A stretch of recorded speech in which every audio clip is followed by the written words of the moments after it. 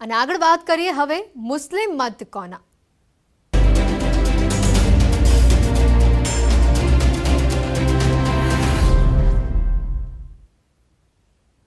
અજમેરમાં મહાદેવ છે અને સોમનાથમાં અલ્લાહ બેઠા છે।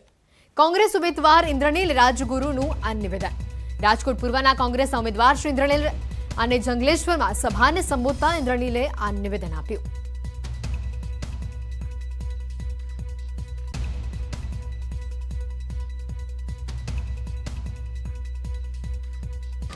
આસ્થાના બે પ્રતીક છે। અજમેરમાં પણ મહાદેવ બેઠા છે અને સોમનાથમાં પણ અલ્લાહ બેઠા છે।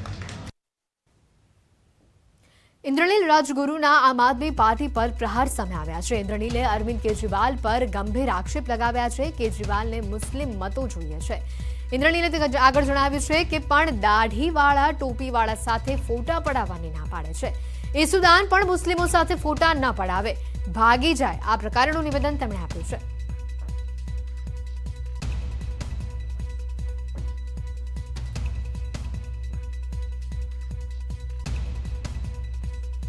મુસ્લિમોના મત જોઈ છે, એમાં એને કોઈ છોજ નથી, પણ કોઈ મુસ્લિમ જેવો દેખાતો હોય, ટોપી પહેરેલો હોય અને દાઢી રાખતો હોય તો એની સાથે એનો ફોટો ન પડે એનો ખ્યાસ દરકાર રાખતા હતા। એ મેં મારી નરી આંખે જોયેલું છે। મેં કીધું કે સમાજોની મીટિંગ કરીએ એટલે મને કે એક મુસ્લિમ સિવાયની બધાની કરજો। ઈસુદાન ગઢવી